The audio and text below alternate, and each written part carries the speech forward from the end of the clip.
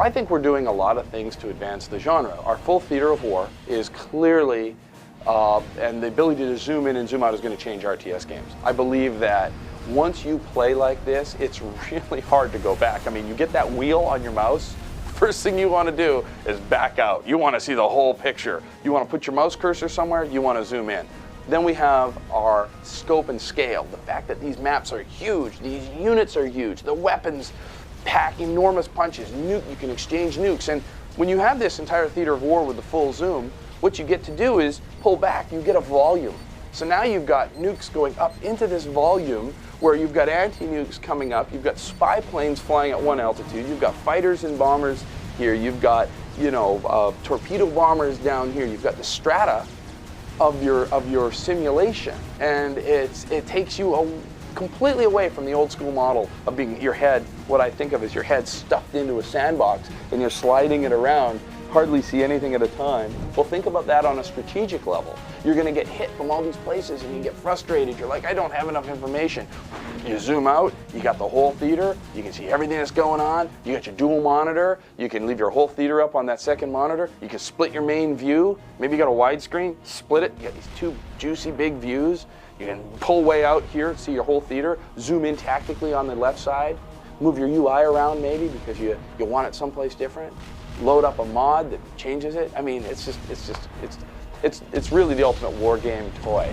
One of the things that we're really excited about in Supreme Commander is all of the advanced command and control systems that you have. So one of the things that I really get a kick out of is you can actually, you could build a factory and the factory's being built, and instead of having to wait for it to be built, you can click on it and actually queue up all the build orders inside the factory. In fact, you can even upgrade it and give more build orders based on the upgrades. This queuing system works everywhere. We've got the ultimate system in terms of queuing, which is what we call the coordinated attack. So I could grab a bunch of aircraft here, shift-click a path, tell them to attack this destroyer, and then grab another bunch of, say, torpedo bombers and bombers, shift-click a path, and have them arrive at that same destroyer, and we get a coordinated attack system. When we set out to design the game was to create three factions that weren't just different mechanically, but different philosophically. There are no bad guys in this game. They're all fighting for something that they truly believe in. The UEF, their goal is to reunite the galaxy. The players that would enjoy the UEF faction are the traditionalists. The Maver, it's an artillery piece that is enormous that will shoot a projectile across the entire theater. You've got the Atlantis, which is the submarine aircraft carrier, which is great in those gigantic water maps. The Cybran have an interesting story. Dr. Gustav Brackman invents a technology called twining, where you can take a computer AI and insert it into a human's brain and give them kind of a super thinking capability. Players who choose the Cybran, they'll enjoy the mechanically over-engineered units of the Cybran, like the Cybran destroyer that when it goes up onto the shore, it sprouts legs out and can crawl up on it.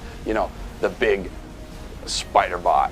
The Aeon, led by the Princess, believe that the only way peace would come to the galaxy and the UEF and the Cybran would stop fighting and was to basically eliminate them. The Aeon have these really bizarre units, and as of late I showed off the Galactic Colossus, which is this gigantic bot. It's got gravity guns, so it sucks up units.